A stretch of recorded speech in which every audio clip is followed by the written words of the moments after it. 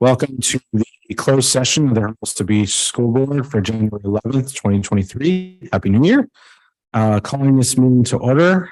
Dinah, can you take the roll, please? Board Member Bove LaMonica. Present. Board Member Cluth.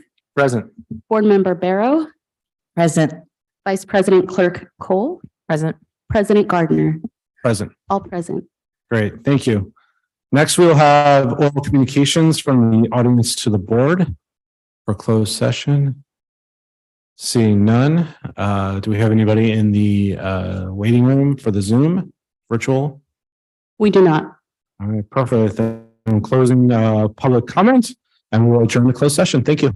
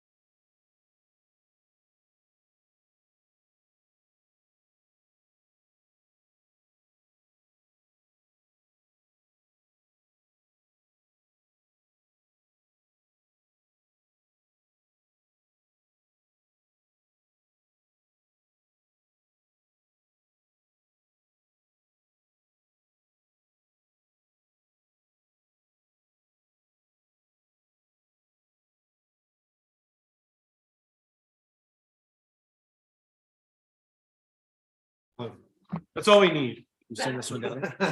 Which one has less? in it?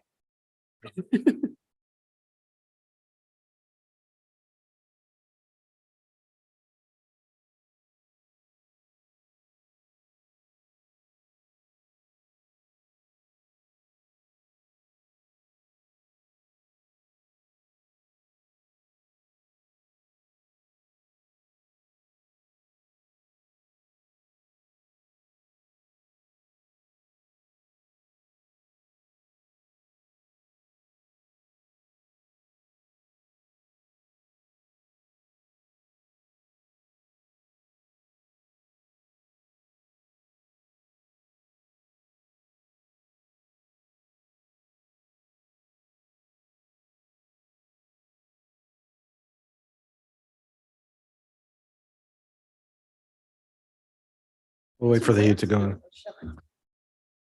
You can put it mostly on you. I got pipes on. Chevron has a Joe and Jill. I got No. a different job.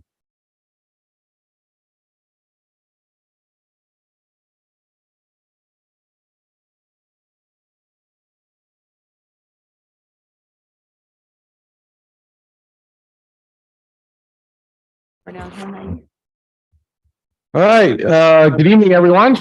Welcome to the regular meeting of the Hermosa Beach School Board for January 11th, 2023. Happy New Year, everybody. Happy New Year. First meeting of 2023. We do have one thing to report from closed session. And that is, in closed session, the board took action to ratify the release from probationary employment of an operations worker. The roll call vote was unanimous.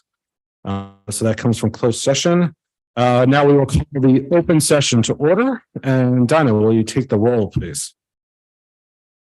Board Member Bove LaMonica, Present. Board Member Cluth, Present. Board Member Barrow, Present. Vice President Clerk Cole, Present. President Gardner, Present. all present. Excellent. Thank you. If everybody would please rise and join us for the flag salute.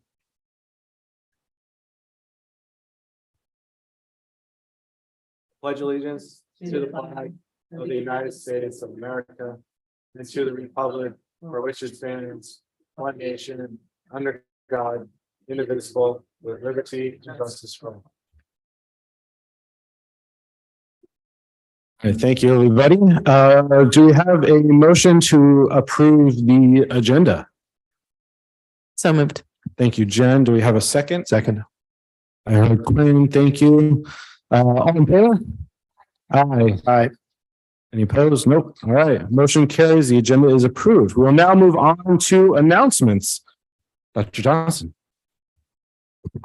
Thanks. First up, I'd like to invite Sylvia Gluck, Director of Administrative Services, to report on special education.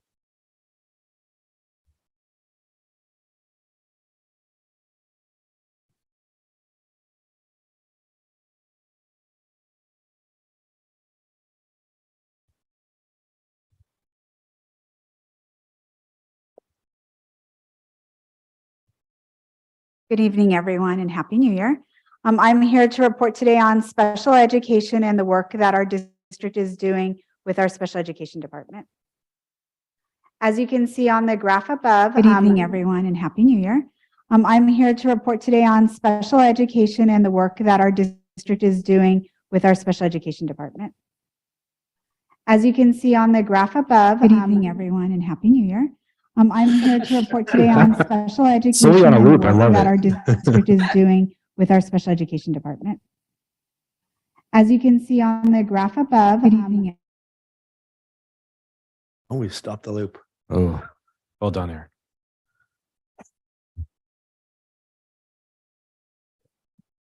Aaron and Dinah, you just let us know when, okay?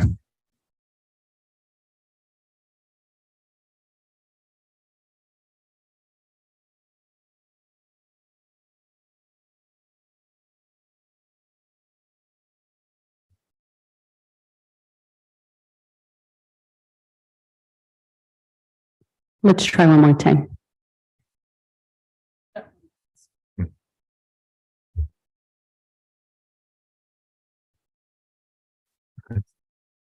So I want to share with you a little bit about our program. We do serve students in our district as early as birth until 8th grade, but the majority of our students that we serve are from 3-year-olds to 8th grade.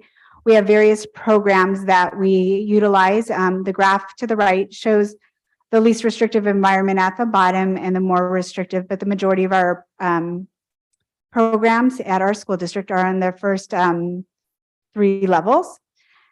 We are part of the Southwest SELPA, and that is a consortium, and we have 12 other school districts that help us with our professional development and ensuring that we meet the needs of all students in our district. And it's a great collaborative working environment. As you can see from the graph above, we have 13.5 employees in our special education department, currently 131 students with special needs. The graph does show how our breakdown looks like with our disabilities as well as our student population. There are 13 current disabilities or eligibilities that students can qualify for special education. This year, I'm happy to report that we have focused a goal on inclusion, and that encompasses several different events and programs. We are going to have a lot of professional development in this area. We started this summer with sending staff to various professional development through the SELPA, and we are going to continue working on providing professional development to our whole staff in the spring with 3 days after school. There are other things that we have done to help provide an inclusive environment. Ms. Bledsoe has been great in rearranging the master schedule. So all teachers are teaching common prep. They all have a common prep period. So our special education teachers can push in and work with a larger group of students and keep them in their general education classroom. PTO has been great funding some lunch clubs for us, and we've have some teachers helping out with modifying work for students so they can be in the general education classroom a greater period of time. And you can see all of our pictures in our slides are of our staff and of our students with being included in the classroom. What I'm most excited about is our professional development opportunities that we have in the district this year. I have worked with LA County Office of Education as well as the SELPA to provide training for our teachers as well as our paraeducators and anyone in our administrators. So that's very exciting for us. We have an opportunity to have coaching in our district this year, and that will be provided through LACO as well as To Teach.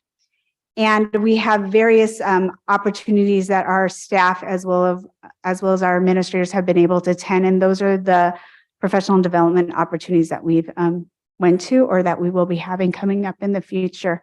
We're very fortunate with the SELPA. They're providing the funding for our To Teach professional development, which is very expensive. And the nice thing about the grant that I wrote is that it's for our district and our needs of our district. So it's not a one size fits all, it's custom tailored professional development.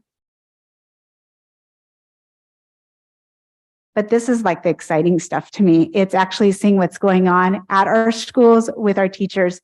So this year we started a new club in the middle school. It's called Youth Educational Social Outings. We have a few advisors that are leading the charge, Megan Ehrman, Vin Lamb, and Cindy Grellner. This is an opportunity for our students to go out into the public with Gen Ed students, and they go on Fridays, and you can see some of the places that they went to. They also had a holiday party where they were able to play games and participate with students in their grade level that possibly they may have not had the opportunity. The nice thing about this is it's getting our kids out in the community, it's teaching social skills and teaching our general education students how to be good peer models and role models. I love the next picture. It's farmers market where the kids attended, and you can see everyone's having a good time. Who wouldn't want to go to the farmers market on a Friday during school? And these kids get to go somewhere fun on Fridays. The other thing that we continue to have is Friendship Club at both of the schools. This is once a week, and it's during lunch, and our school counselors are leading the charge on this. And it happens at Valley in the wellness room, and they have various activities, and the Friendship Club also is sponsored by the Friendship Foundation, which helps provide the school with activities to do for the students and opportunities for them to have additional materials that we may not have had at the school. So that's an excellent opportunity as well. And you could tell the kids are having a lot of fun. And that's it. Do you have any questions on inclusion or the work that we're doing in professional development? Because I'd be happy to answer that for you. All right, Maggie, we'll start with you. Sylvia, thanks so much for the presentation on that. The pictures were great in telling the story. What, for the teachers who choose not to opt into that really valuable list, Mike, for the teachers who choose not to opt into that valuable list of professional development, where else are they getting that support? They will all be getting it, all the teachers. In the spring, we have those 3 after school days, including for our paraprofessionals, and everyone will be taking part of that professional development. So it's district-wide. Anybody else? Quinn, Jen, Kath? All right, we're good. Thank you, Sylvie.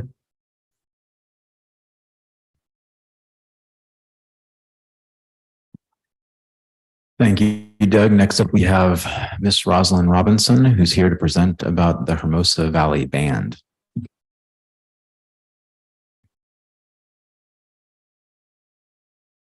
Good evening, everyone. Good evening. I'm Rosalind Robinson, the assistant principal for Vista and Valley, and we'll wait for the slide.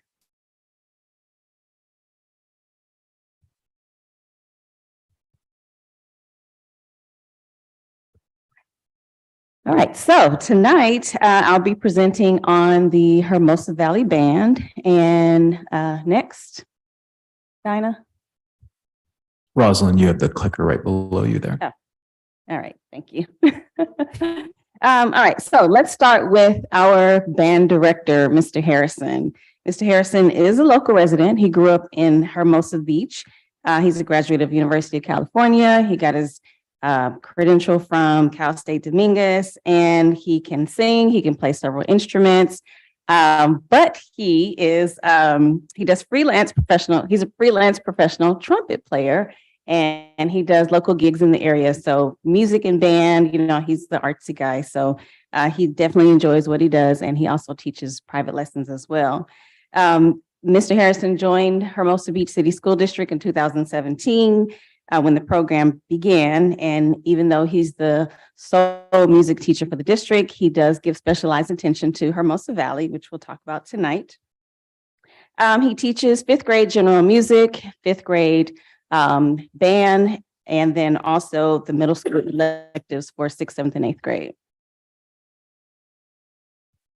All right, so Mr. Harrison's mission is to create lifelong learners of music through performance and prepare Valley students to participate in Maricosta and Redondo Union Band, Orchestra, and choir programs. The goal at Valley is to continue building the music program to work towards providing the students equal access to music instruction. So the same as students have at Manhattan Beach or Redondo Beach, we want the same thing for Hermosa. So Redondo has band and choir, Manhattan has band, choir, and strings. So there's a lot of room for growth here in Hermosa. All right, so what are kids learning? Students in 5th grade have the general music class, but then they also have the opportunity to do beginner band. So the general music students are participating in identifying instruments, their parts, singing in the classroom along with the instruments like the ukulele, including identifying music notes and the music symbols, whereas the beginning band players actually have the opportunity to play the instruments and learn instrumentation. And then the middle school electives are preparing for several community performances. And this year, in the spring, they're going to participate in festivals and competitions. So they're really excited about that. All right, so the 5-year plan, which we hope will happen, in addition to continuing general music classes in the district, the goal is to have a full set of instruments for each class, after-school sectionals for the middle school choir, and then also more local concert performances. So we made progress in the last year, since COVID. This is our first indoor band. So Mr. Harrison and the students are excited about that. They're excited about being able to perform in person. One other thing is, considering how the classes are grouped. So right now they're grouped according to grade level. So possibly in the future, they can be grouped according to experience. And then that way, the beginner students can get more individualized attention. And then the students with more experience can have more difficult material and also, participate in sectionals. So as we continue to enhance or expand the music program to include after-school sectionals, an additional music teacher would be nice, possibly a choir teacher, and then that way that person could help with some of the younger students and prepare them to participate in the program at Hermosa Valley. All right, so ideas for collaboration. In September and October of 2022, Mr. Harrison took some of our middle school students to the middle school band nights at Redondo and Miracosta, where they met, rehearsed, and performed at some of the football games with the high schoolers. And then a few of the 8th grade students also joined in with the Miracosta High School Parade Band, and they'll be performing at Disneyland later this month. So that's exciting. And then our spring concerts will also include Hermosa Valley alum, along with some of the Miracosta and Redondo Union students. So I'm just trying to build a collaborative tradition with both school districts. All right, so what do we need? Let's start with instruments. So currently we have 7 band classes with 1 tuba and 1 saxophone, and I think it's 1 euphonium, if I'm saying that correctly, like the smaller saxophone. That's how you say that. Yes. If it was like a smaller tuba. Tuba, yeah. Yeah. Yeah. So so we know it's COVID, so nobody's sharing mouthpieces or anything. So but we would like to expand in that area as well. So the students are currently bringing their own instruments, or they're renting, or they're borrowing the instruments that the school has. And then parents are most likely to purchase the smaller instruments or rent them because they're less expensive. But, some of the kids would like to play some of the larger ones, but it's a little costly. So, and then also the band would benefit from a set of kettle drums also, so that each percussionist would have an opportunity to learn that before they go on to high school. And then next, uniforms. The t-shirts are nice. But uniforms would be really nice, for competitions or festivals or parades. And then also even maybe starting with like a polo shirt or, a warm-up suit for outdoor activities when it's cold. And then it also builds camaraderie amongst the band members. And then after-school sectionals. So most schools have an after-school sectionals or a sectionals department where the students will have more personalized attention with the instrument that they play. So having those homogeneous groups, with a little more staffing, of course, that's part of the 5-year plan, but that would, increase participation in the band as well over time. And then, with the increase in band, increase in choir, also, need additional space for that. So that's something to consider. All right, so in December 2022, the band participated in their first indoor concert for the year. And it's also the first one since COVID. So they were really excited about that. It was a full house, standing room only. Parents were excited, kids were excited. It was an evening concert, and Mr. Harrison had each group play just a snippet, 30 or 40 seconds of what each group is learning. And then in the spring, he'll play, most of the longer songs. So just to demonstrate that they are learning some things this year. So I apologize, I don't have the name of the pieces, but Dinah, if you can go ahead and play.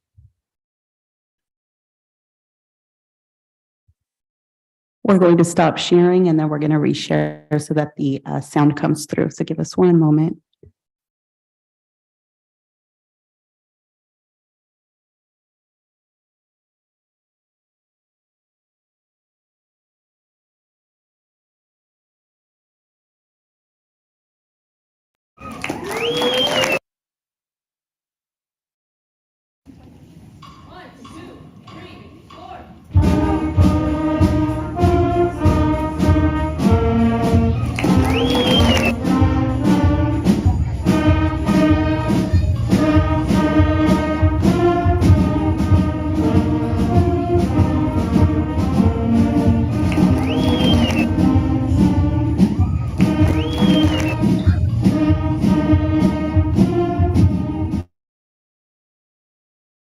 And then one more.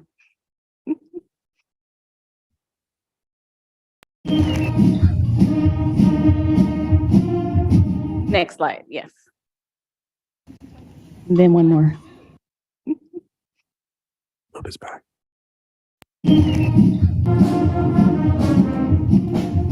Next slide, yes. And then one more.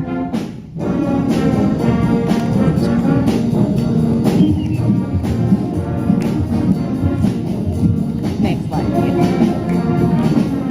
And then one more.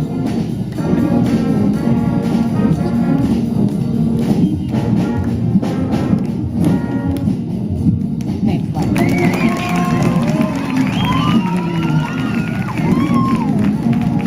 Keep sloping.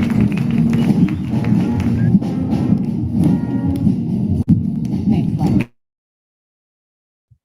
Can you show the screen again?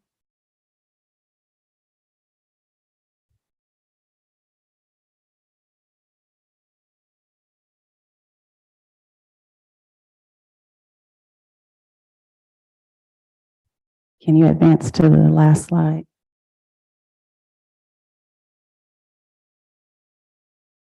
Thank you. Okay, so what's next for Hermosa Valley Band? So the following list of activities are things that they're going to be participating in between now and the end of the school year. So some of these are traditional things that they participate in. But again, you know, the kids are excited just to be in person, especially participating in the Forum Music Festival and the Knott's Berry Farm competition. And so, you know, hopefully the spring concert will have even more people. You know, like I said, it was standing room only, but the parents are really excited to be there, and the kids, you know, actually had a really good time. So just looking forward to the St. Patrick's Day parade, the spring concert, the ensemble concert. So lots of great things coming up for the band. All right, that's it. Thank you. Thank you, Rosalind. Any questions? Questions on this side? Quinn? I got a question, and it may be Mr. Harrison's best place to answer. I don't know. Mhm. If I was a parent of kids who were really into music, and I was, I don't know, trying to figure out where in LA I was going to move to. I'm moving from, I don't know, Denver. Mhm. Would Hermosa's breadth of offering and popularity of the programs compare favorably to other districts I might look at? Or, you know, do we have a robust music offering in comparison to other districts, or do we have a lot of catch up to do? We have a lot of catch up to do. There are other districts that are thriving in that department. And, you know, being that we're, you know, limited to one teacher who's shared amongst all schools, it definitely has some growing room. Are there kids who want to be taking music who aren't able to because of that capacity limitation? Or is it that we're not able to offer a variety of music options, or what? The students who want to take music are taking music, but we want to expand it to, you know, other students who might be apprehensive because, you know, whatever they may see at another school. But just to make it more attractive, yeah, we definitely should improve in some areas. Yeah. Right. Not sure if this is for you or for somebody else. But once upon a time, we had a booster club called Hermosa Beach Youth Music that was fundraising on behalf of the music program as a way to, my guess, to help fulfill a 5-year plan like this. Where are we looking for money right now to do budget to support a growth and expansion of the music program? We have not historically looked to Hermosa Beach Youth Music and what they've generated in order to provide for band. We look to Hermosa Beach Education Foundation to provide those funds. I don't feel that Hermosa Beach Youth Music has ever provided the necessary funds to look at something that Rosalind is describing. And Hermosa Beach Youth Music is actually closing this year, and they're transferring funds to Hermosa Beach Education Foundation. Thanks for the clarification. With Ed Foundation taking on expansion of this, is this something though that we can budget and plan on expanding? Because we don't, it's a gift from the Ed Foundation in terms of how that music gets, how that money gets provided. We do not have plans to expand our music offerings based off of the enrollment that we have in music, that some of these classes are not filled to capacity. And the board has plans to expand a Spanish exploration offering next year. Oh, sorry, I'm trying to look for the slideshow. Can you go back to where the 5-year plan though, on what we're looking to push in? How does that not show an expansion? I would say that this is a desire by the Hermosa Beach band teacher and perhaps Hermosa Valley, what they would like to do. I mean, like, there's the question of what they would like to do, and then the capacity that the district has to do. Got it. Okay. Thank you so much. Thanks, Rosalind. Thank you. Have a Thank you. Listen, Jen. question. Yeah, just to do we know how many students matriculate up to high school from in the band for each high school? I don't have that information. That'd be interesting just to see if like we're a big feeder or I mean, you notice Mr. Harrison at all these events. I mean, I see him out Right. there. And you see some of the same kids when you see, Mhm. you know, that they've grown up and gone there, but I just don't know how many we're talking about. And if he has other methods of like, how is he going to like, I would ask him if he was here, Mhm. what would be his plans to market his program to help us. Like, we want to help him. Right, Like, I right. want to understand what his plan, how's he going to attract more kids to the program, which I think it's a great program, but I think, you know, that's part of the sell. Like, he's got to sell it to his audience, which is the kids. Like, we as parents were like, yeah, I do. We Right. think it's great. We understand, but Kids is have there to want it. well, is there a way to maybe not just make it all about musical instruments? Maybe it's like music appreciation, or there's like different types of music, or there's music producing, or there's other things that they may be interested in, or it's like, you know, TikTok sound, TikTok sounds, you know, or just, you know, there's a lot going on in music for kids. Right. It's just not in the classical sense that I think Mr. Harrison teaches, which I think is important foundationally for music. How do we reach all? Yeah, I just think I think we're, you know, we just need to be, I think he could, and the program could think of that too, or the Valley staff might want to think about Yeah, that. that's valid. Yeah. Thank you. Kathy, any questions? I'm good. All right. Thank you, Rosa. Thank you. Have a good evening. Thanks for coming. All right, moving on. We move on to oral communications from the audience to the board. Public comments from the audience to the board. I am not seeing anybody in the boardroom, so I'm going to skip over the instructions. Danya, do we have anybody in the waiting room for virtual public comments? We have no one in the waiting room. All right, that was quick. We will then move on to superintendent update. Dr. Johnson. Thank you, Doug. Some updates here. First, TK Kinder Information Night is January 25th and February 1st. January 25th, it will be in person, and February 1st, for convenience, it'll be via Zoom. We've had a lot of inquiry about TKK and Kinder. So if you're thinking about it, I'd get in line now, because seriously, we have people beating down our doors. Okay. Next, we just finished administering the Net Promoter Score. In total, it's the highest scores we received in the 4 years that the district's been administering it. So kudos to the Hermosa team and to the board. I think it sounds like we're headed in the right direction. Hermosa Valley attended the Museum of Tolerance yesterday. Thank you, staff, for making that happen. And then there will be a follow-up. We've secured a speaker. His name is Nat Rocker, and he is a Holocaust survivor. So our 8th grade students, as a continuing activity, will have access to something, honestly, that, you know, probably won't be with us. You mean like for years into the future. So we're really excited to give them that opportunity. And the board is invited as well. We had a holiday party in December. It was lots of fun, lots of laughs, mostly at my expense. And we generated over $10,000 worth of gifts. So thank you to my team for hustling and going out there and shaking down people for cash. The Friends of the Library, speaking of shaking down people for cash, they donated $10,000 per library.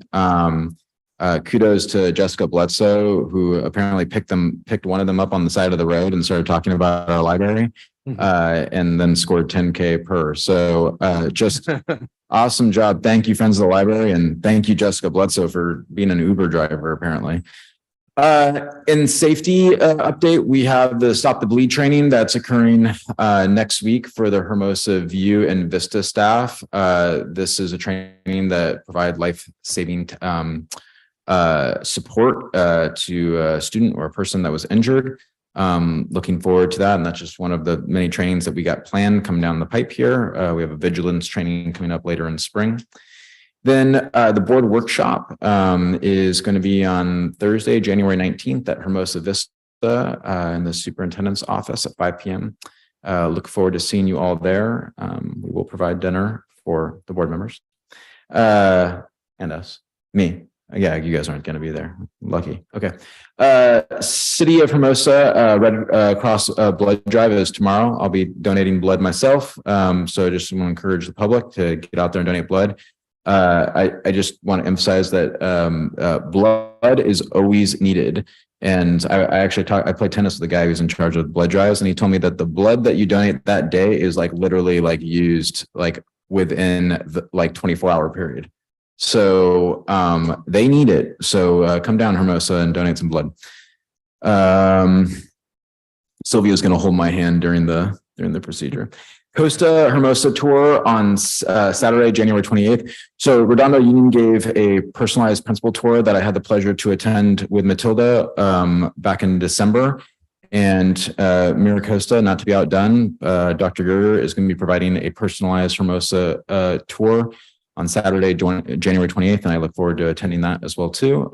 So getting that quality time for that transition with the principal. So I encourage parents and students to attend. Watchdogs is in action. I hung out with a few watchdogs during the course of the last couple of weeks, helping me with valet, regulating on the playground, kids crawling all over them. So I heard a lot of positive feedback from dads and really excited to see that program up and in action, and those dads wearing those dorky purple shirts. And finally, the California Distinguished School was awarded to Hermosa View. Snap, snap. It's a very prestigious award, the most prestigious you can win in the state of California. There's a lot of elementary schools in the state of California. For record, there's like 1,200 districts in the state of California, so you can only imagine how many elementary schools there are. And only 350 are named. So I just want to give a big shout out to the Hermosa View staff. I did give a call to Principal Lisa Tanita to let her know the good news. Hillary and her team are really excited, and then also the Vista staff, because the two schools are synonymous. So really excited about that. Seems like things are headed in the right direction. We're on an awards roll here with the Golden Bell just last week. So a lot of hardware at Hermosa these days. Hopefully we'll get another bell. I like to ring that thing. And that concludes my superintendent updates. Thank you, Doug. No problem. Any questions for the superintendent? All right. Excellent. Thank you. A lot of exciting stuff. It's awesome. All right. We will move on to the public hearing. Public hearing H-03-2223, the AB 1200 report. Ms. Montalvo. Okay, so we're opening the public hearing this evening for the AB 1200, which is the proposed collective bargaining agreement that was put before the Hermosa Beach Education Association. And we're opening it for public comment. Thank you, Ms. Montalvo. I'm not seeing any public comment in the room. Do we have anybody who joined in the virtual waiting room for public comment? We do not have any virtual public comments. All right. Must be good then. We'll take it. I do need a motion to close the public hearing. So is there a motion? Move to close the public hearing. Thank you, Maggie. Is there a second? I'll second. Thank you, Kathy. All in favor? Aye. Aye. All right. The public hearing is closed. Thank you, everyone. Moving on to board reports. Jen, you got a couple here, so we'll start with you. Hi, thanks. And Jason, I just looked it up. There's 5,872 elementary schools in the state of California. Nice. Yeah, it's pretty exciting. So Wellness Council, just a brief report. We had our meeting the very beginning, first week of back on the 4th. A couple of things that we're working on. One is a social media and apps contract that we can share with parents.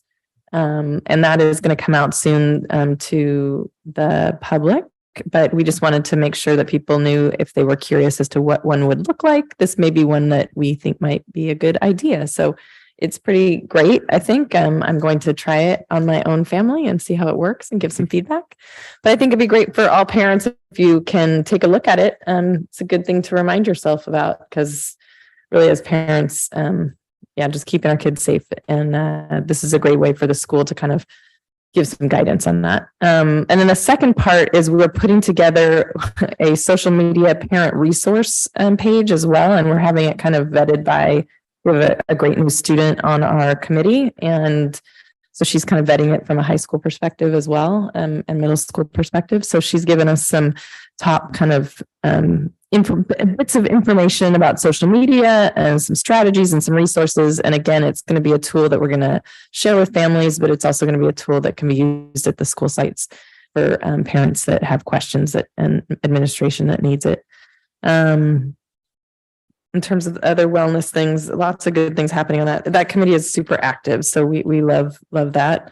The big one coming up is Challenge Day. Not Challenge Day. Challenge Day is something we're looking into, but Spirit Games are coming up again on the 25th of January. So there is a parent meeting to get people involved. But if you're interested in helping, let Jessica know, the principal at Valley. Any other things, Jason, did I miss? You did a great job. Thank you. Okay, and the second one is the Equity and Inclusion Committee. And our last meeting was in December. Our next meeting is coming up on the 17th. And basically the last meeting, we really did a deep dive in looking at how to understand the equity dashboard and the data that we get. And so to help people on the committee understand how maybe I look at the data or Jason looks at the data to kind of norm how to look at the data.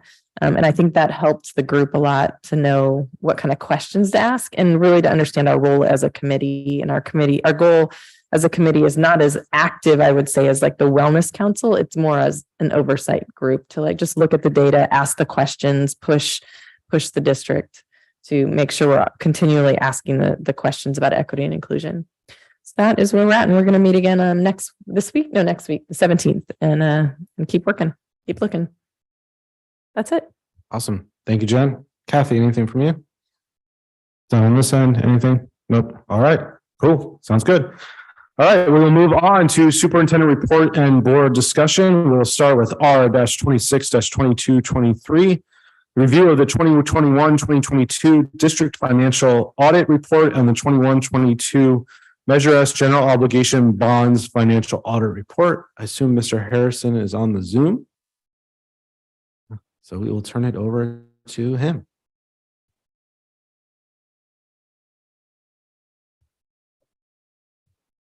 Dinah's getting him set up. Give us just a moment.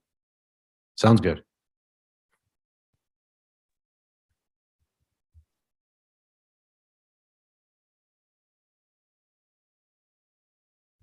Mr. Harrison, can you hear us?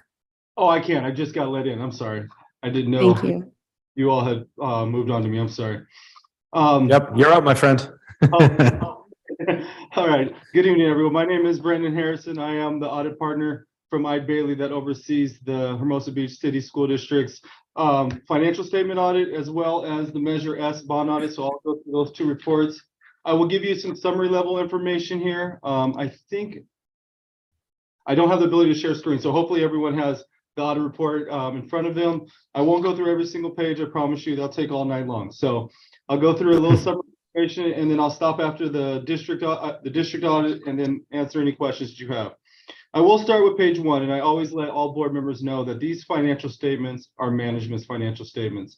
Our responsibility as an audit firm is to provide an opinion over the financial statements, to verify that the information is free of material misstatement, free of material non-compliance. And in the current fiscal year on page 1, you'll see we gave an unmodified opinion over the financial statements. That is the best opinion you can receive. That is the that means we believe that the financial statements are fairly stated as presented within this report. If there's ever a part of the report that you would want to read instead of the 100-page report, it's always, I say, go to page 5, which is called the management discussion and analysis.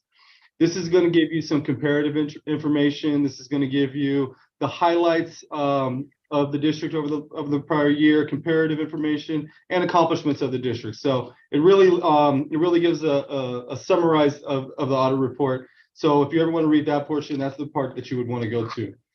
But for time's sake, I will go to page 97 of the audit report, and it gives you a summary of our audit results. So we issue 3 opinions over for the district. We issue a financial statement opinion, a federal compliance opinion this year, and a state opinion. In the current fiscal year, as I noted before, we issued an unmodified opinion. No material weaknesses, no significant deficiencies. And in this current fiscal year, we had to actually do a federal compliance opinion. That is, if your federal expenditures exceed a certain dollar threshold, we have to perform a uniform guidance audit. And in the current fiscal year, I'm happy to report that we audited your child nutrition cluster program, and there was no findings to note there as well. We provided an unmodified opinion there. No material weaknesses or significant deficiencies there either. We did issue an opinion of the state compliance as well. We had one finding that we noted in the current fiscal year, and you'll see that finding on page 97 of the audit report. It was a very small finding, but with the state compliance, whenever there's any state compliance finding that has to do with reporting of financial data to the state, we have to report that. It was an error of only 3 pupils within the reporting of unduplicated local funding formula, which resulted in $1,500 of reported costs to the state. So it was something that we had to report to the state. I'm happy to say that the prior year audit finding was implemented in the current fiscal year. So that's always important whenever we have a comment that in the next fiscal year, we follow up on that information. And we noted that that finding was implemented in the current fiscal year. So we issued unmodified over financial statement and unmodified over federal. And the only comment we had was the small unduplicated local funding formula comment. I would love to open up questions for the district audit to the board. Are there any questions on the overall district audit? This end? Not questions. No. All right, this end? Nope, I think we're good. We can move on to the Measure S. I will keep on moving on. I did report to the Citizens Bond Oversight Committee today. We went over that and they asked any questions that they had. So I do want to report that to you, that task was done earlier today. So I issued 2 opinions over the bond, over the Measure S bond fund. We issue a financial statement opinion as we do in the district, but we also issue what we call a performance opinion. The performance is going to, what we do there is we test the expenditures of Measure S to verify that the expenditures are in line with the bond ballot measure language. We test to verify that any bids that were conducted in the current year were done within education code, and any change orders go through the board policies. So on page 1, again, we issued an unmodified opinion over the bond, Prop 39 bond fund. There was no material weaknesses, no significant deficiencies or adjustments in the current fiscal year for the bond fund. As you'll see on page 4 of the bond fund audit report, this is going to be your balance sheet. The bonds has about $5.1 million still remaining to be spent in future years. This was as of June 30th, 2022. But from there, I think that the more important portion of the bond audit report is on page 19. This is when we do our testing of the expenditures and verify that they're in line with the bond measure. Also, we verify that any interest that is accrued is actually put back into the bond fund. We verify that the funds are not commingled. We tested approximately 96% of your total bond expenditures. So we tested $19 million of your $19.8 million of expenditures. And we're happy to report that we did not have any audit findings within there. We believe that all the expenses that we tested were in line with the Measure S ballot measure as well. Any questions over the bond audit? All right, opening any questions on the bond audit or overall questions, comments? Mr. Harrison? Jen, you want to say something? I know it. I just have a good job, Paula and crew. That's, it's nice to have both those things be good. Thank you. No. All right, on the side, Maggie, Quinn. Yeah, no, Mr. Harrison, thank you to for a successful audit. for testing everything, get us through everything on time, successfully, and have fun with issues. That's a good thing. So We appreciate working with your staff, and we really do appreciate all the feedback we get from them and the information. They're forthcoming with all the information. We meet with Paula pretty often, and we really like working with your district. that's great to hear. And Paula, as always, thank you. Great job by you and the team as well. So excellent. Thank you all. again. Thank you. All right, we are moving on to the next superintendent report and board discussion, R-27-2223, Hermosa Preschool. Sylvia.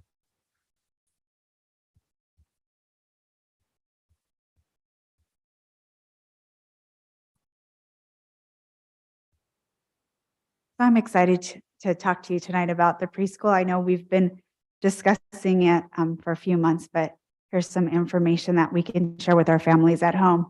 Hermosa Beach is planning to open up a preschool in the fall, and we'd like to share a little bit with our families as well as our board in regards to our plans and what it would look like. So the state of California is trying to capture our youngest students, and there's a new term out there. It's called universal pre-kindergarten. You may see it, but really what it is, it's an umbrella term that is connecting our youngest learners preschool to our TK and our kindergarten. But the nice thing about it, the state of California is putting money towards this grant or this area for our youngest learners. And we do have some one-time money as well as some ongoing money that can help us to get our preschool started and get our program to begin. So as you can see, there's 114,000. That's a one-time, and then we have 116,000 early intervention preschool grant that's ongoing. So thank you to the state of California. But why now? During the pandemic, we really learned that our parents needed preschool, they needed daycare, and Hermosa Beach is the only school district in the South Bay that does not have a preschool that's run at their school district. And as a result, a lot of our families go to neighboring school districts for preschool. We want to keep our students in Hermosa. We want to do the TK through 8, maybe preschool through 8. And it's a good thing for our kids because we get to have our youngest learners with us at a very early age, and we can continue to see them grow. But really, I think what everyone wants to know is what is it going to look like next year? So I'm going to share a little bit about that with you tonight. So it's a one classroom. We're starting with the one facility at this time. It's going to be an AM and PM program. It's going to be general education as well as special education. So the inclusion that we talked about earlier this evening will continue with our youngest learners. You can see a little bit about our staffing. And the maximum class size would be 24. The program will be open up to students who are 3 at the first day of school and 4-year-olds. And we're hoping that they're all going to be potty trained. That is a requirement, but we will work with students that need some help. Meeting the needs of our students. We talked about today that school districts responsible for students who are 3 years old in regards to special education. We will be maintaining spots for students in special education to be integrated into a preschool program. So we will have that inclusion piece. We also are receiving the funding from the state of California. This extra funding will help us in regards to providing intervention for our youngest learners and provide us the opportunity to really start with research-based interventions for them so that as they get older, hopefully they won't need those interventions. So that's really important. When we look at our preschool, we do have that AM/PM model. So you can see a little bit about what our staffing needs are, as well as our projected costs. And then up to 40 paying students, we will be holding some spaces for some students that are special needs that need a program. The cost of the program is listed above. You can see that, but We are looking for $1,000 a month in regards to the program, which is comparable to most of the districts surrounding us. We did a cost analysis and a survey of districts in the South Bay. What will the preschool day look like? It's very similar to a kindergarten day in a shorter period of time. There's calendar time, circle time, snack recess, opportunities for centers, large group activities, and then dismissal. The times are listed how it would be broken down for an AM program as well as a PM program. We conducted an interest survey for the Hermosa Beach current families, and it was really for people to answer if they had a 3 or a 4-year-old. We did have 20 out of 21 parents say yes, which is a high percentage that are very interested in it, having their students attend Hermosa schools for preschool. We have some next steps that we need to take. I've already looked at curriculum and have been in contact with publishers and have been looking at curriculum that's been vetted, and I have some samples in my office. We need to order classroom furniture, which would be handled by some of the money from the state, provide the board continued updates.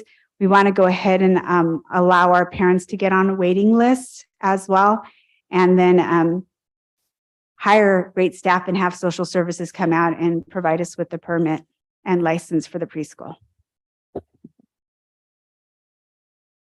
Any questions on preschool? Kathy? If you have a whole glut of kids who want to join, are you going to open another class? Or are you just going to put them on wait lists? It will be a wait list. For the first year, we currently have 1 classroom facility, and then we'll reevaluate our program. Okay. I have a couple questions. One is, so will we continue our SPED MOU with Manhattan Beach? We would be wanting our students to come to our own school districts. So part of the staffing would be to hire an early childhood special education credentialed teacher. So she would be working with our students, and that teacher would also be helping with early intervention with other students in that classroom. Right. Great.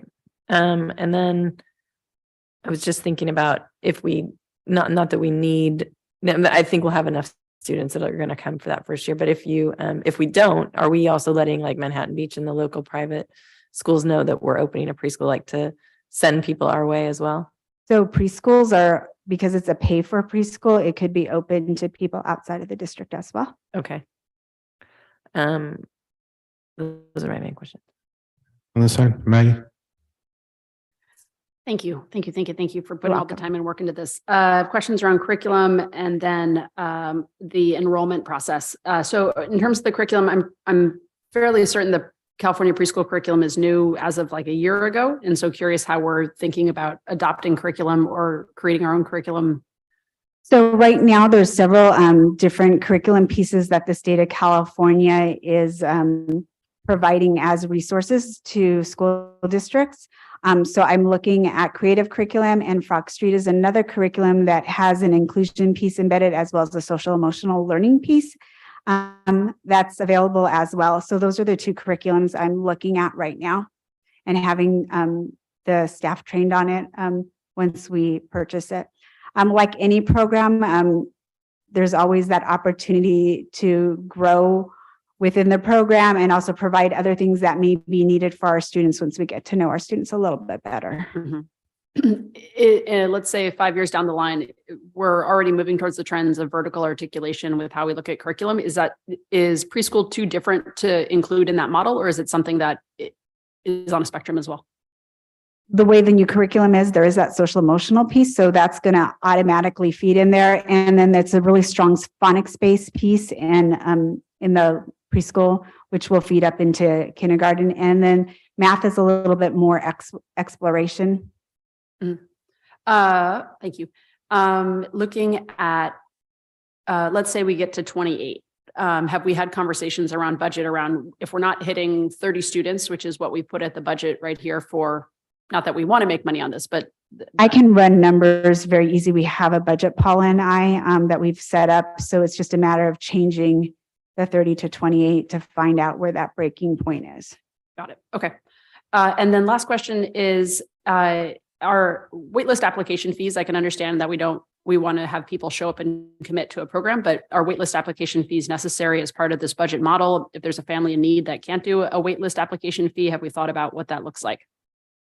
We haven't thought of that yet. That would be something Jason and I can talk about together. Most of the school districts do have a waitlist application fee. I can understand it for our registration fee. Like that makes a lot of sense to me. We're asking you to commit, but if we're asking people to sign up on a list, I'm not sure where, unless for planning purposes, where, if there's an equity piece involved with that. Those are my questions. Thank you so much. Questions? All right, Jen, you had another question? If you want to pay for both AM and PM and come all day, is that possible? Unfortunately not. It's an AM program and a PM program. Okay. We want to ensure that as many students can come to our program so that way we can build our enrollment for the following year. And can those students participate in STAR? Unfortunately, no. STARS just for our TK through 8 students right now. Thanks. Exciting. Yeah, very exciting. Thank you, Sylvia. You're welcome. All right, moving on to R-28-2223, the HBCSD Goal Progress Report. Dr. Johnson.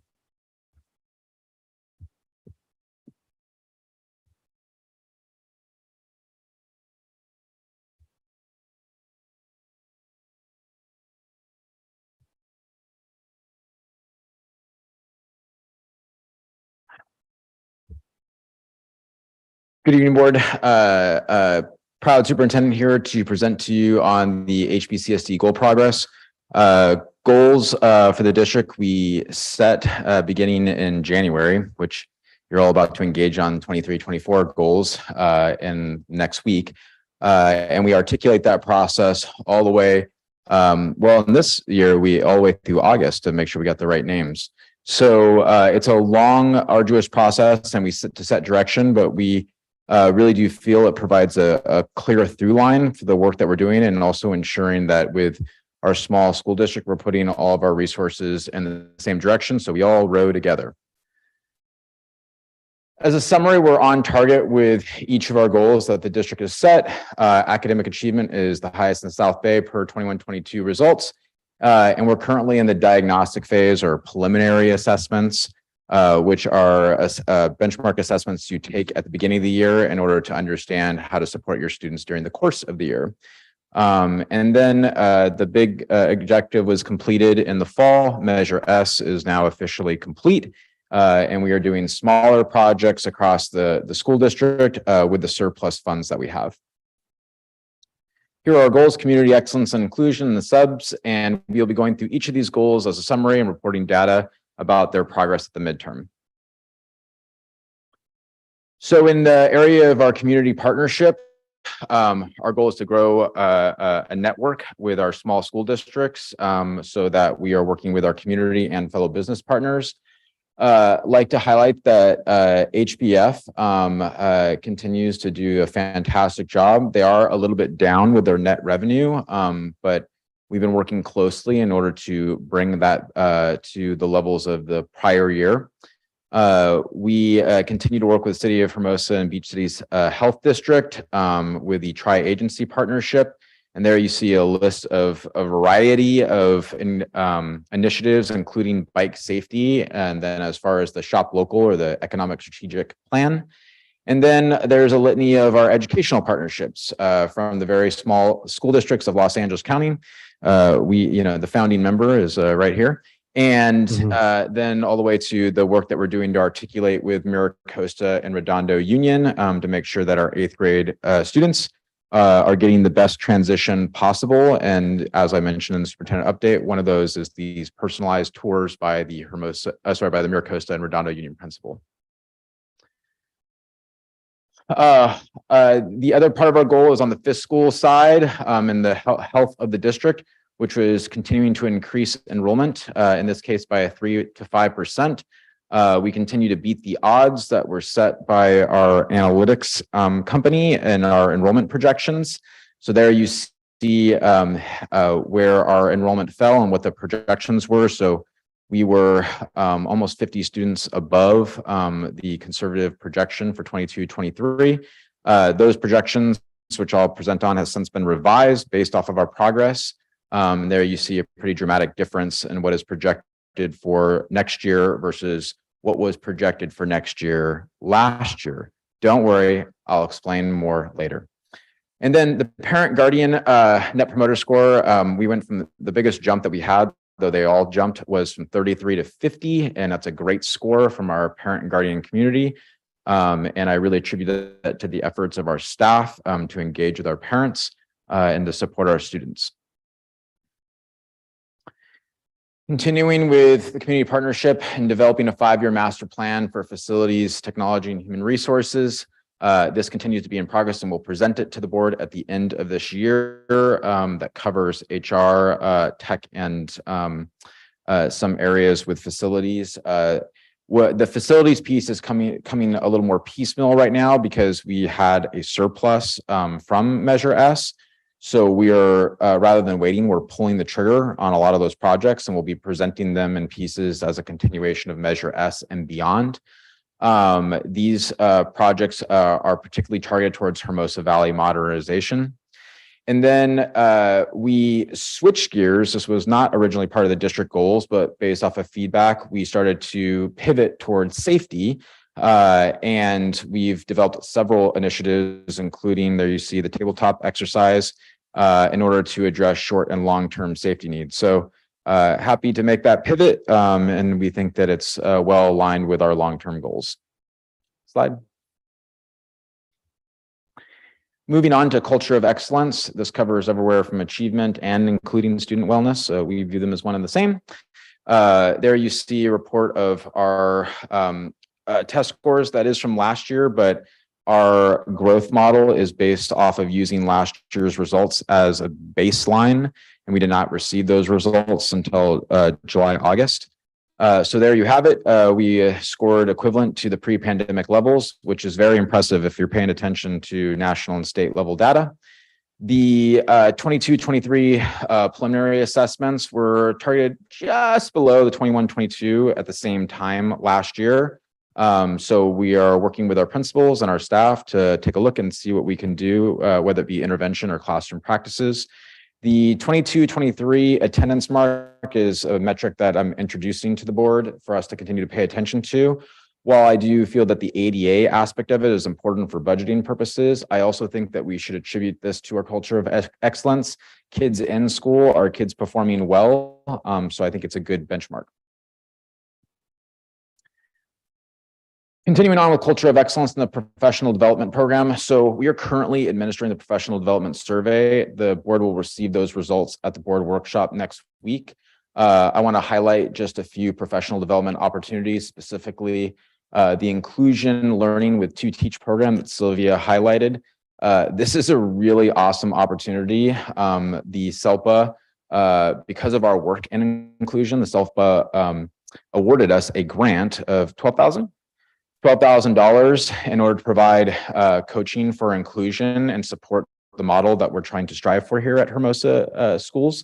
And then we just recently, Sylvia scored again, where we're going to have 3 coaches that are going to provide professional development for our staff for behavior training, which is an area that we're trying to really work on, particularly the younger grades for the inclusion model, which is the biggest struggle.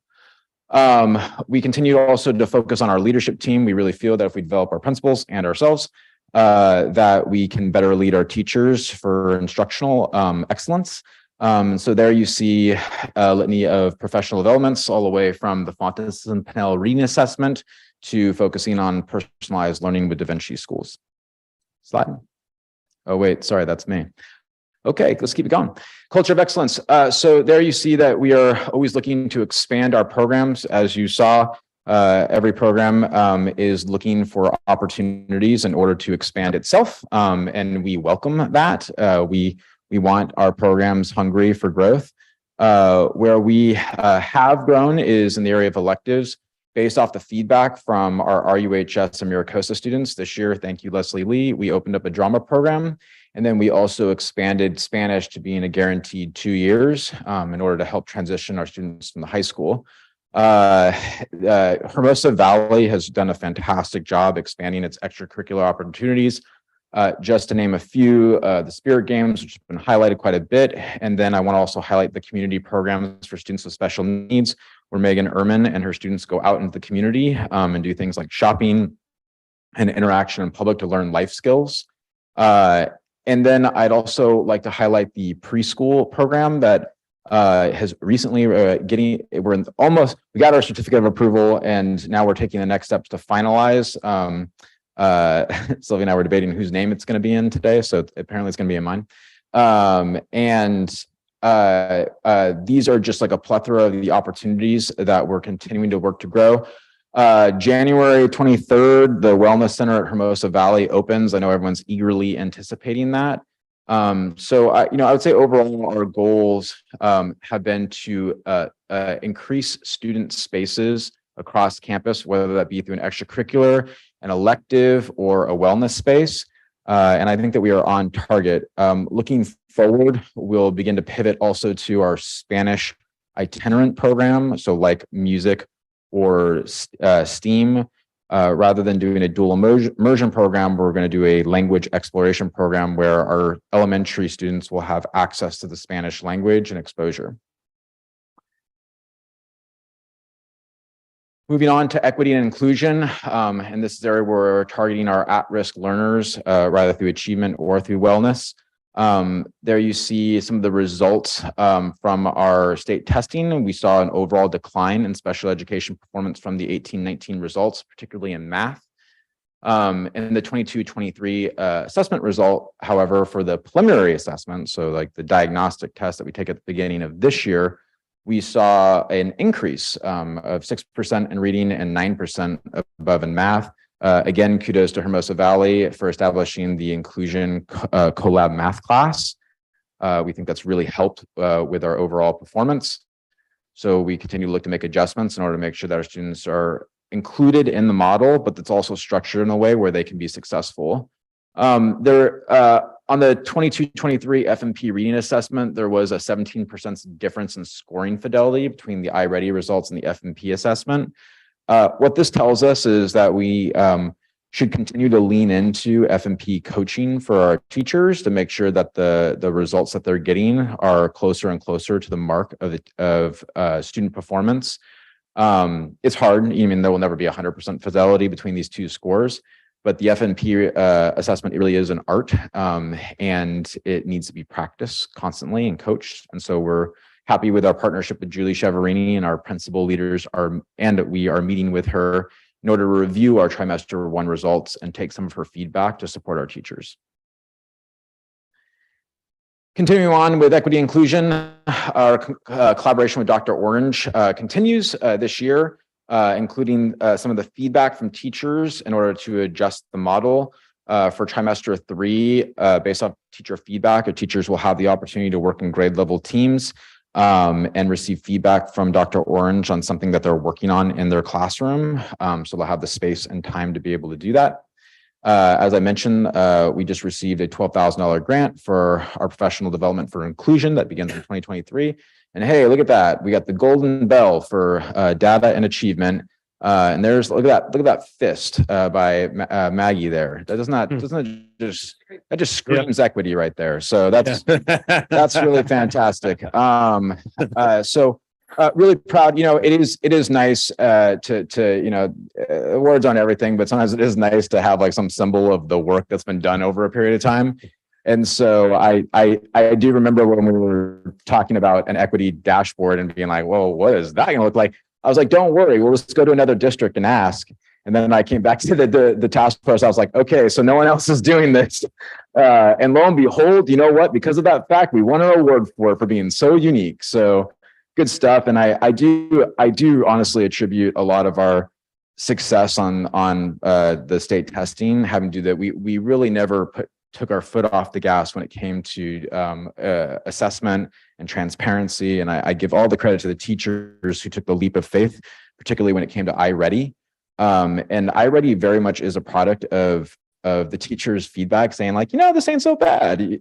So we leaned into that and did a multi-year. And I think that this is why we see the results that we're seeing now for that transparency.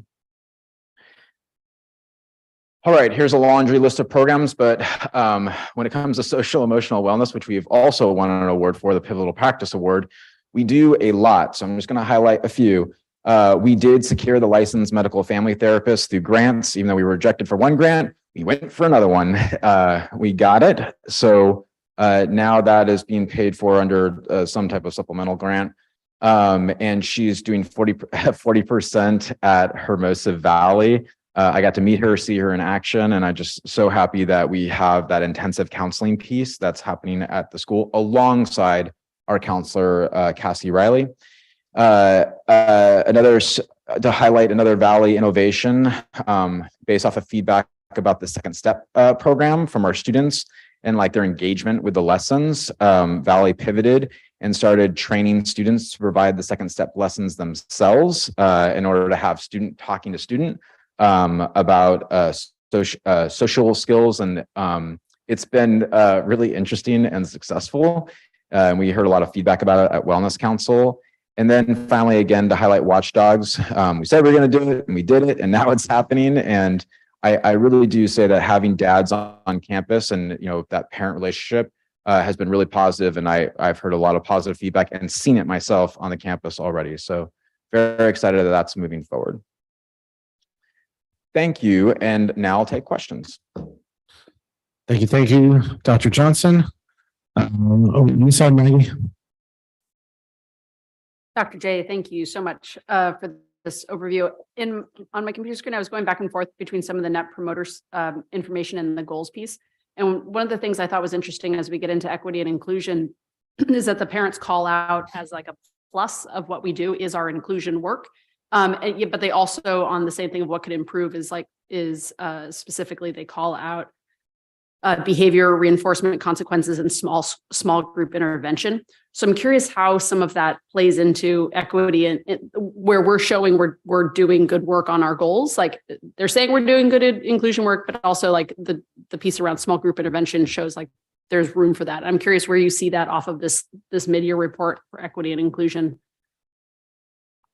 I believe if I understand the question correctly, you're asking if small group instruction is happening. I think so. I would say that we are moving there as a model, particularly in relation to personalized learning, but that is still in developing our principles to move our teachers there. We focus a lot on data and assessment last year. And this year, we've obviously leaned in heavily to the inclusion model. I know at Hermosa Valley that they're addressing instructional rounds and they've developed structures in order to support students, I mean, like literally in small groups. So like that's like the student academic support class. I would say as a teaching model though, we obviously have a lot of room to grow.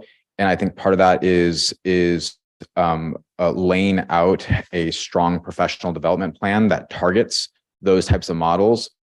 We think that at Valley that the best route for that is through Jessica, Ms. Bledsoe, which is the instructional rounds piece, and having teachers review other teachers' practices and to lean into what we call station-based teaching. At the elementary level, we have a structure which is level literacy intervention this is one of the reasons why we're meeting with Julie Cheverini as a leadership team in order to like kind of review her progress with teachers and where we're at based off our own classroom observations. I would say that we do see evidence of level literacy intervention, small group instruction being provided, but probably not as uniform as where we want to be. So follow-up question that, and this is, you can totally reject this, but like when a parent says they want more small group instruction, do you think that's off of literacy? Do you think that's off of math? Do you think that's how they perceive class size? Do you think that's like, if a parent were to say like small group instruction needs to improve, like where does that comment, do you think, come from in the mind of a parent? Well, you know, there's, and again, that's an unfair question because you. Yeah, no. The spirit of the question, I agree with. You mean like it's hard to contextualize, you know, because there was like 302 responses, you know, but I also saw that trend. You mean like, and so that's why I reported on it. And I think that what I would say is that small group instruction is like the equivalent of saying small class sizes. I mean, like we can all agree that we want small class sizes. You know what I mean? Like, I think the question is how to get there, right? You mean like, and small class sizes we desire, but do we want it to come at the cost of programs? You mean like our expanded programs? With small group instruction, you have to really support your teachers per subject, right? To lay out successful structures in order to play. It's not as easy as saying like, hey, just lead small group. You mean like that? I'll give you an example. If I were to, say like lead small group reading, the immediate question is what are the other students doing? And then sometimes that also depends on the makeup of your class and the strengths and needs of your students.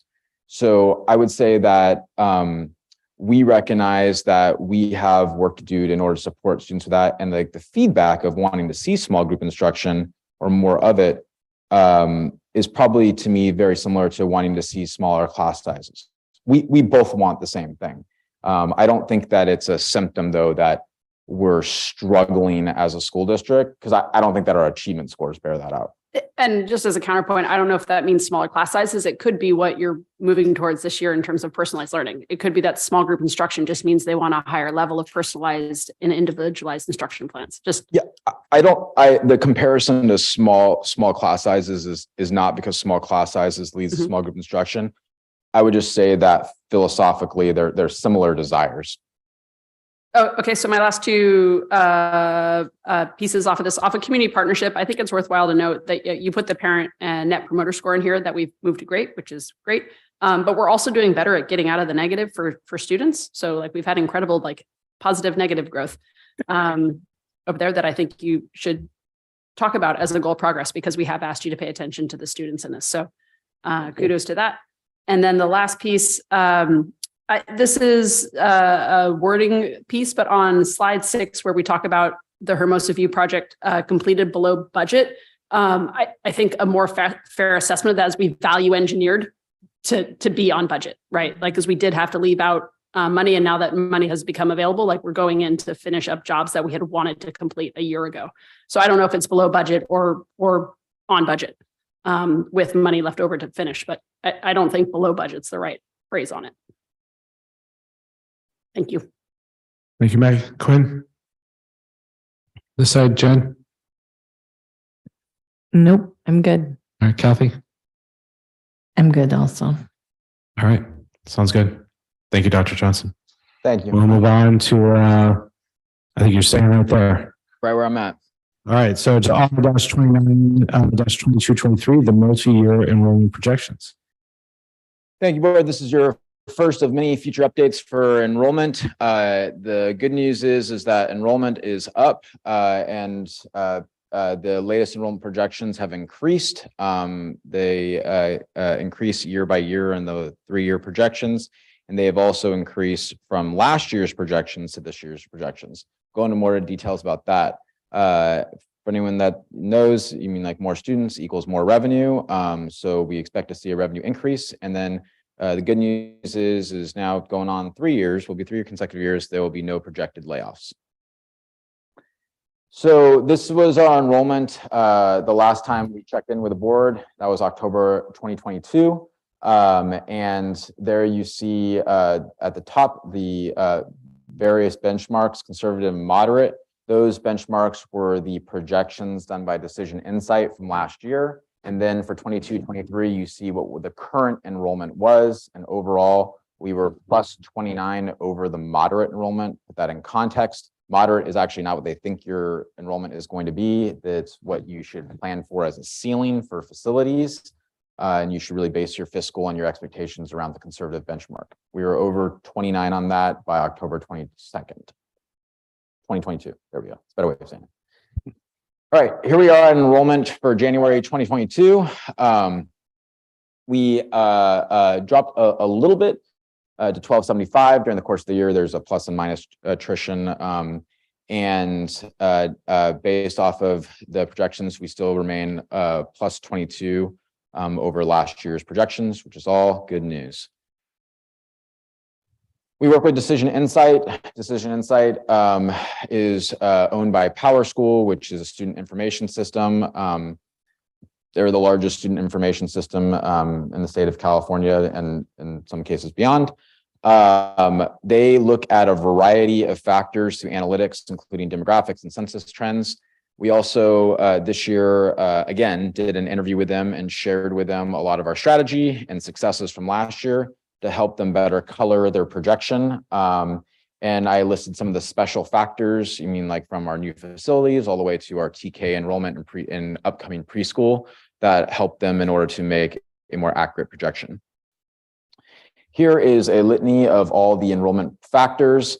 What I would just highlight is now after doing this for 3 going on 4 years and talking with other districts and the enrollment analytics company who works with hundreds of districts across the state, I do believe what we're doing is very unique. I think some districts talk about doing it, but I think to actually execute it district-wide is very challenging to do. And so that's why I think we have received a unique result that is hard to project. So these are the latest, these are the previous projections that were given to us in January 2022. So we received our projections last year at the same time. And this is a 3-year projection based off the moderate and conservative benchmark. What you see here now is the 23-24 projections that we're receiving as of to date. So the general observation should be here is that our projections have increased from last year.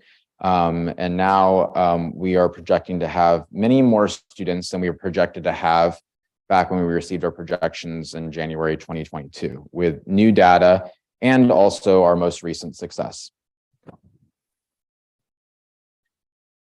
To break this down, I would say what you should look at is a generalized trend. So what I did is disaggregated it, where you can see the year beginning in 2021, which is where I would say our enrollment was at its lowest point, and then the subsequent increases in 21, 22, and 22, 23. And then you see the projected increases from 23, 24 all the way to 25, 26. And there you see an average increase of 2.6% per year, which is great. The state average is negative. This is the moderate projection. And again, just to explain, your conservative projection is what you should base your fiscal around and what you should plan for as far as ADA goes. Moderate is just what you should have in regard to facilities in case you exceed your conservative projection. And there you see the numbers, how they relate. And it's about a percentage point higher when it comes to the average trend multi-year projection.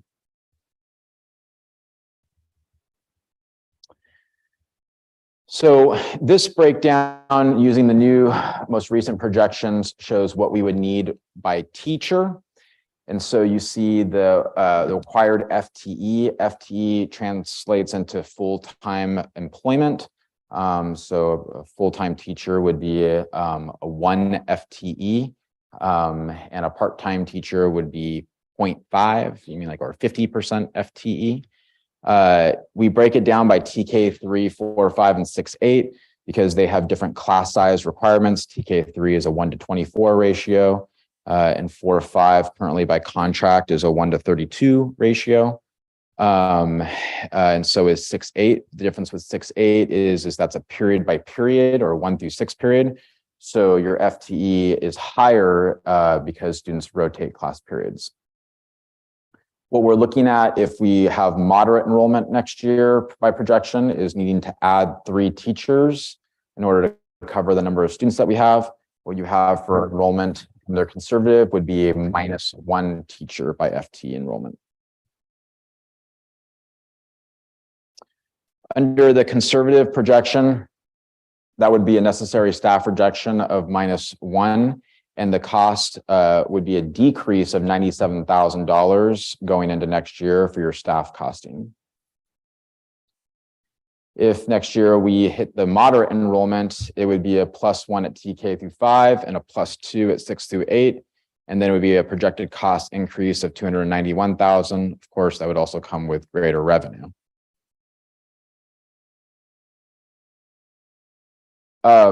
Just to pause for a second, I know at the beginning of this presentation, I stated that we are not projecting layoffs. I would not recommend to the board laying off a single teacher in order to meet this necessary reduction. I don't think it's necessary. So far, we've exceeded our conservative projection really in the last 2 years. And I think that we have made it a point to err on the side of not doing layoffs and betting on ourselves. A 1 teacher reduction, I think, is a storm that we could weather with the current district's fiscal position.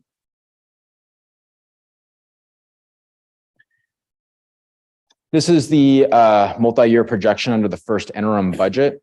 And this includes the negotiated salary increases. So under first interim, the budget that was submitted was without the salary, though we did show the projected. So this is the multi-year with the salary increases included. And there you can see the current year and then the multi-year projection, and then below the impact on the reserve. Just to clarify, Jason, the note on the slide said the exact opposite. So was that a typo? It says increases are not included there.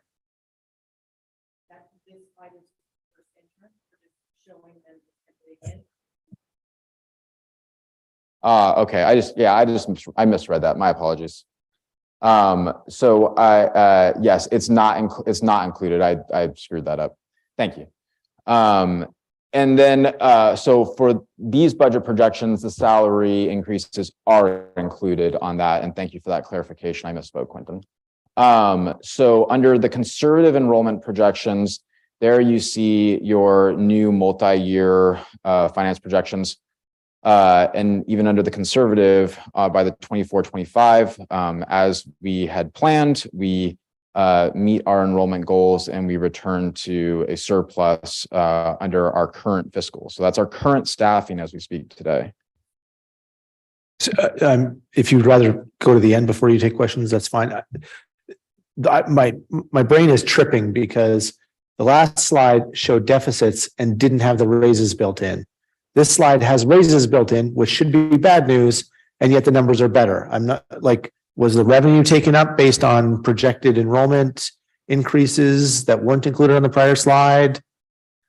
Yeah, so I believe on that statement, you mean like now it's coming back to me, I think it is just a typo. You mean like the negotiated increases not included first round? I think it should say the negotiated increases are included within this based off of those reserve limits. Otherwise, without them, we would be running a surplus. Paula? Okay, go ahead. So this slide is from the first interim presentation. The next slide is with the new budget, the new The costs are higher, but the enrollment revenues projections. So the Okay. next slide is the new enrollment projections, and the new enrollment projections are higher. higher than what, So revenues and costs have both gone up, yes. but revenues more than costs. Okay, that makes sense. Sorry, thank you. We'll circle back to the board, but Paula, I believe under the first interim budget, though, without salary increases, we were running surpluses by 23-24. Sorry, can you respond? I will have to double check. Thank you. Thank you for looking into that. And then we'll confirm, I mean, like before the end of this board report about what those numbers are. So I believe that is a typo. Regardless, and thank you again for acknowledging that, the budget projection for conservative with the salary increases, this is that reflection. A question off of that, Quentin, just what you're seeing there. No, I think it makes sense. I think, well, yeah, the assumptions, both sets of assumptions, both the revenue and cost assumptions probably changed between the two slides. And obviously the net of that is positive, more revenue than cost increase. Thank you. And then the budget projection off of moderate, and these are the reflective numbers off of that. And again, I would caution the board about looking at these numbers on moderate with the current renewed projections. So this really should be looking more at facility needs. So here's your timeline. In January, you had the governor's budget, which was just released today. Under the governor's budget, they're projecting an 8% COLA. That's actually Were you able to find the answer to that, Paula?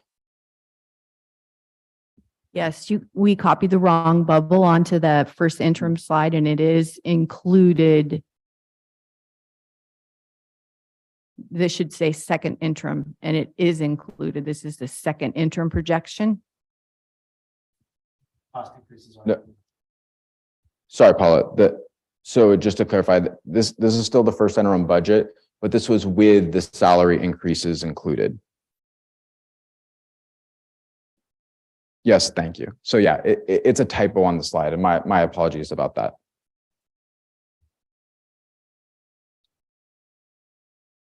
Okay, moving back to the timeline. So the governor's budget is the COLA proposed is 8.13% as of today.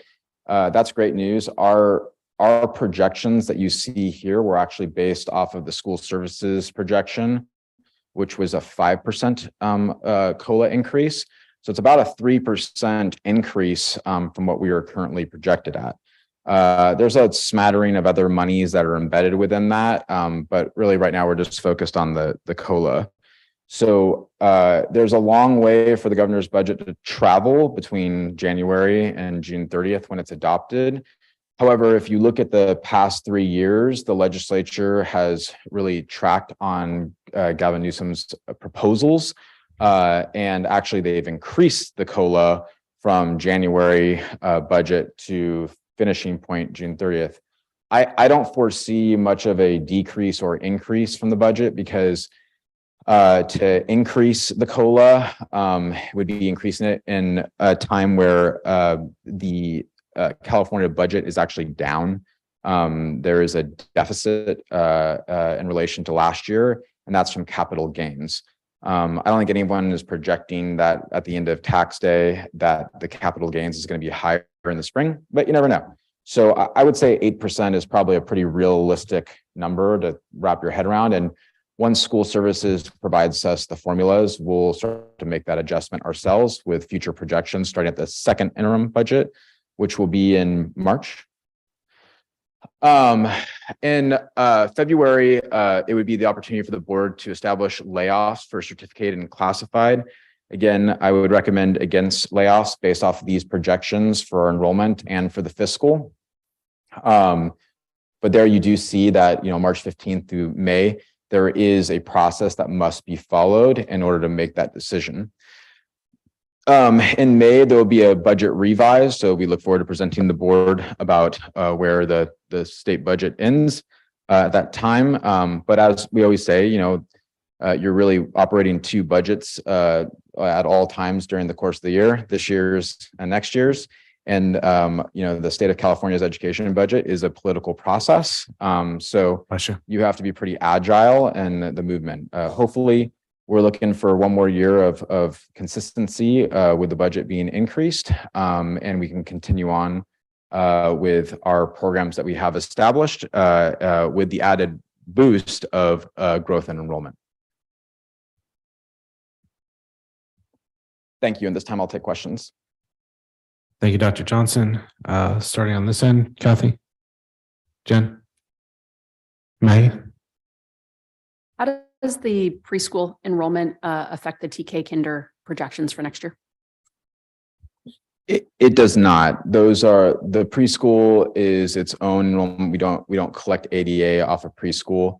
It's a tuition-based program. So while we look forward to years of it impacting enrollment growth, it is not included in those numbers. Okay. And then follow-up question to that, the preschool age ranges, if they're starting off at 3, but they go up until the TK cutoff line, which moves to April next year. That's correct. And so the children who would be in the preschool then would move into TK. They wouldn't be jumping up into kinder at that point. Right. That is also correct. Okay. Thanks. Further questions? I did have one. We can go to Jen first. Jen, go ahead. Yeah, Jen. So Decision Insight used to give us like a number, which I always thought was the fascinating number, which is the number of TK or kinder age kids in Hermosa Beach. Did they give us that number again? I don't have that number readily available, but that can be accessed through the Decision Insight program. They're basing it just off of US Census data. Yeah, So, that's okay. yeah, but we can look at that. Because I always found the number that was interesting was it was like our school was not capturing, we were capturing like half of the population. It was something like that. That So- actually didn't come from Decision Insight, at least under my tenure. That came from the US Census data that I presented to the board, I think like a year and a half ago. But I think before you did, I think they told us they pulled it from the census data as well. But I think that was where it stuck with me. Yeah, Because I was like, okay, so how do we market and make sure because, the preschool, the beautiful thing about the preschool is that we're trying to make sure we don't have those like dips, the years that are like 124 and the years that are 130. We're trying to like consistently have our students be fed into the district. But I'm just like, how do we keep capturing more and more of those students that are living in Hermosa, but going to private schools, especially because we're offering such a great, robust program. I just think I'm like, how do we convince those parents to come here? we agree. And there's some things that we'll be trying this year, including the equivalent of shop local yard signs. And then we're redoing our business flyer to be more loud and proud, and along with the shop local mantra, attending local. Do we ever go head to head? Just like ask I think like maybe a strategy would be like, why go to Chadwick when you can go to Hermosa? Put money back in your community. I mean, that's a real like pointed way, but So in the TK, I'm sorry, Jen, I mean to. No, I just think like there's, maybe explore Hermosa before you go outside Hermosa, or some way of like convincing people to like, oh, it's worth taking a look before I go spend a lot of money on kindergarten, first grade at a private school. Yeah, so originally what we did is we began to attend all of the local private school orientation events.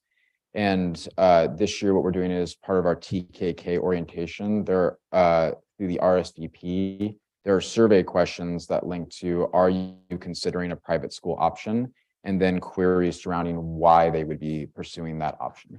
And we look forward to like gathering that data as we have more RSVPs for our event.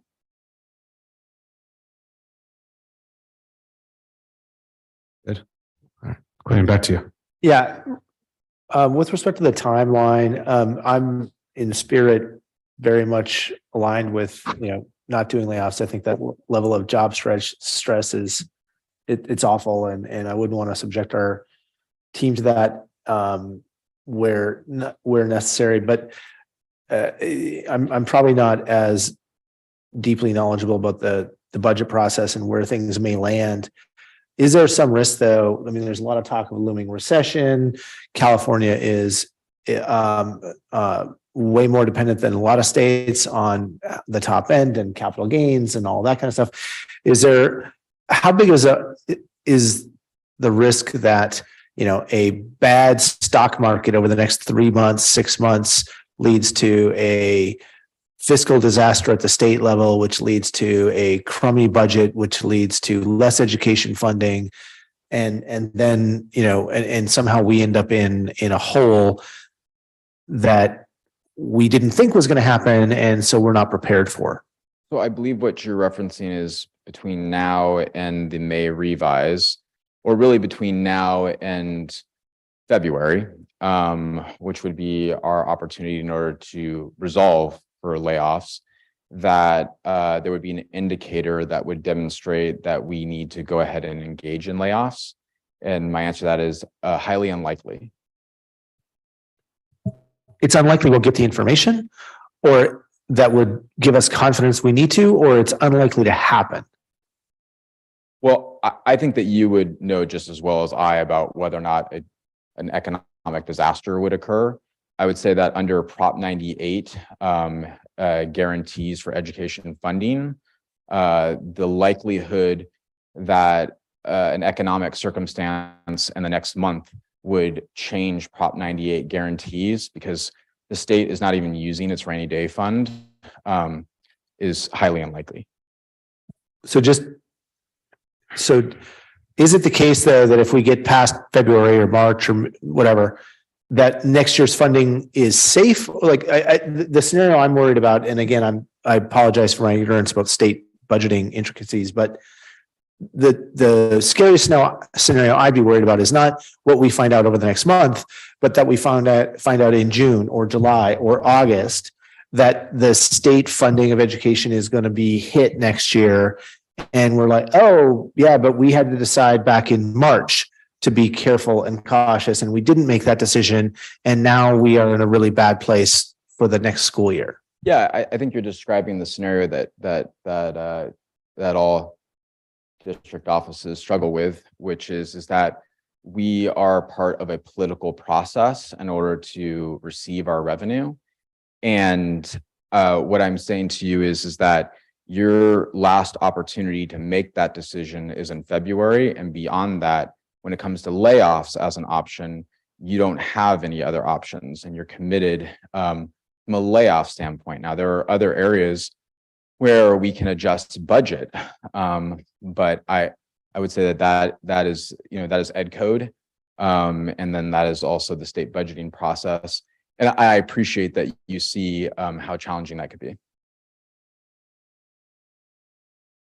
So we have, as a board anyway, as a district and all districts, we have between now and February effectively to decide whether or not we are concerned enough to take a more cautious posture. Right now, we don't think we need to. We hope not to have to, but we've really only got a month to sort of put up or shut up on that. Yes, I would just have to interject, though, that based off of the economic circumstances and the governor's proposal, and what we see, in all the reading updates that we get, that the scenario you're describing, I think is unlikely. Yeah. I just piggyback on that just for a second, and just to talk to Clinton about that. Just my experience, and Jason, you correct me if I'm wrong, Maggie, from being years in this business, this tactic is pretty standard. I think in January, the governor, I saw him on the news yesterday, talking about the deficits and the budget shortfalls and the cap gains shortfalls, and those might come. And then I feel like you come to June and things kind of start fleshing out. So it feels really kind of normal to me. That doesn't feel abnormal, his posturing. Yeah, and I also feel too, there is an economy slowdown, and capital gains are down, and the governor is saying that they are down. The state of California historically, has law that guarantees funding for education to a certain threshold. And then through Proposition 98, there was a mass accumulation of revenue, that was set aside solely for education along with a rainy day fund. They're tapping into that money for the 23-24 school year in order to make sure that they're headed in the right direction for certain programs that were introduced, including universal free lunch, universal UPK, support for the arts, a lot of the post-COVID work. So I would say that the tactic it seems that the Sacramento is taking is for the same reason that you have a level of concern. They are trying to say, regardless of tough times ahead, you can count on dollars for another year. I think the real conversation is about 24-25. That to me, I think, is when the district will have to, again, during the course of June, be prudent. Not about 23-24, but considering 24-25. That is the time to do so. Okay, that's actually really helpful. And I agree, Jen, that it's hard to know how much is posturing and how much is real. I think quite apart from what Gavin Newsom may or may not be trying to accomplish communication wise, I think there's a legitimate, fears of a recession, and given how California's revenue streams work, that could have a big impact on California's budget. What I don't understand the mechanics of very well is to what extent there's buffers, protections, and lag. So, I don't know if a March 2023 fiscal problem manifests as, when does that hit state budgets? And what you're saying, I think that helps me out a lot, is that there's a couple layers of buffer, and that it would probably be a bigger concern and a bigger focus for the subsequent school year. This year, that is the case. I wouldn't want to mislead you in thinking that it's like that every year. For example, last year, it was a big giant question mark. You mean like until the 11th hour, we knew it was going to be good, is how good. And then the year prior to that, which some of the board, I think 3 of our board members were sitting on, that we were faced with a crisis of cuts in July. And now that option is actually be eliminated. Now, I think because of actually that episode across the state, that the school districts don't even have the ability to lay off classified staff members with a 60-day notice. Now we must follow the same timeline and make those decisions. I mean, really, I think in January and into February. Quentin, just like a further kind of go on, just talking to the board about process, is that, if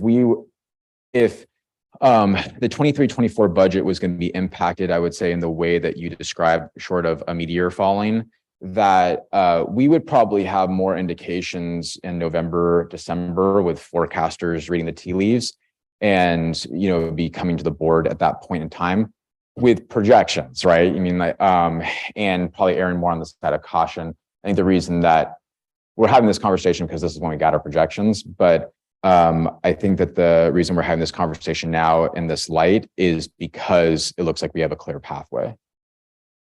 And coincidentally, you never know when the governor's budget is going to come out. It literally just came out today. Yesterday. Yeah. Yeah. In his budget, they're projecting a deficit of like 22 billion, and he's prioritized other places to cut than education.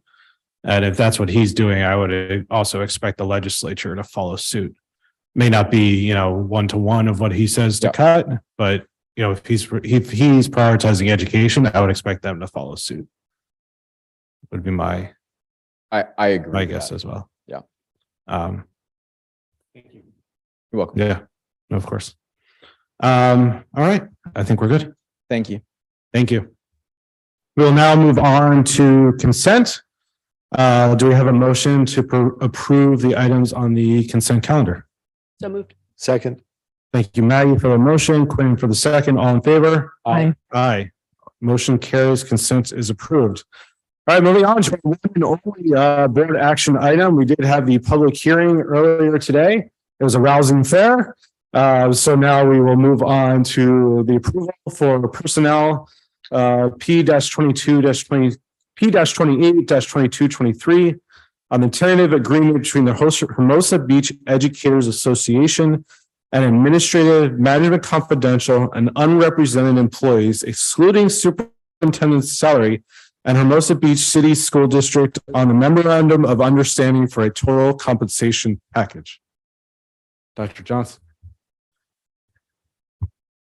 Thank you. It is recommended to the board to approve the tentative agreement and the understanding of the total compensation package. By way of explanation, because I think we may have had a question, that this is the approval to the Los Angeles County Office of Education, acknowledging the compensation package and its implications for the district budget. After our budget review and that great enrollment report that got a little bumpy for a second, we definitely wholeheartedly recommend approval. Thank you. Thank you, Dr. Johnson. Are there any questions for the superintendent? This end, seeing none. This end, seeing none. Is there a motion to approve? So moved. I'll take Quentin for the motion. Is there a second? Second. Thank you, Jen. All in favor? Aye. Aye. Motion carries. Tentative agreement is approved. We will move on to board member roundtable. We'll start on this end. Mr. Cluth. Good. Maggie? Good. Jen? I just wanted to make sure you all have read the article about the Seattle Public Schools and what they're doing in terms of suing TikTok, Facebook, and other social media. It's going to impact us. I think we should pay attention to it. So I just want to make sure you all read it and pay attention to it, because I think it's a really bold and brave thing that they're doing. And they're basically saying these apps and these things you're pushing are causing our districts to have to spend money on more counseling, more social emotional, all these things that it's impact. Same thing we're doing. And they just have written some sort of resolution and have a lawsuit against these companies. So it's interesting as a school board. I think just read it, pay attention to it, keep tracking it. Thank you, Jane. Kathy? I'm not sure this is the time round table, but I just wanted to thank all the teachers for letting us come into their classrooms this week. You know, it was amazing for me to see Vista and View and my old hometown Valley. But I mean, there's so many amazing things going on right now, and I just wanted to thank them all for welcoming us into their classroom. Thank you, Kathy. I have a couple of items. The first one is we have our governance workshop next week. We look forward to seeing everybody there Thursday evening in Jason's office, his nice new beautiful office at Vista. We then have scheduled our budget workshop for Thursday, February 16th. When we did that, we didn't quite look at the calendar. And now we realize that that is the evening before a long 4-day weekend that I would prefer to particularly give our staff a nice lead into that long weekend versus making them come and do budget. As much as I love budgets, I know Paul loves budgets and doing these presentations. I'm sure she'd rather get the F out of Dodge and come do a budget workshop. So if the board is amenable, I would like to request that we reschedule the budget workshop for a later date. Based on the conversation we had tonight, there's not as much of an immediate need for that because it would really be based on what we were talking about layoffs and things like that. That we could ask Dinah to send out a new whatchamacallit, doodle or something. Yeah, a survey about finding a different date. Is anybody opposed to that idea? You would. Yeah. And Okay. just our only request by staff is just that date be later than February. Oh, yeah. That I meant to at least imply that. Okay. Appreciate it. Okay, so if you could have Diana send around a survey, let's find a new date. That would be greatly appreciated. That was item 1. Item 2, just a friendly reminder to folks out there. I feel like the COVID notifications have taken a significant increase, particularly in the last 2 days that I've been receiving in my inbox. So please keep in mind, COVID is still a thing. It is still out there. Please stay safe, stay careful. Let's bring those numbers back down, please. So please watch out for others, be considerate of others, and let's try to all do our part. With that, we've got a nice long weekend coming this weekend, not quite as long as that February long weekend. So everybody have a good time, stay safe, enjoy the rain. So with that, is there a motion to adjourn the meeting? So moved. Thank you, Maggie. Is there a second? Second. Thank you, Quinn. All in favor? Aye. Aye. Meeting is adjourned. On this one.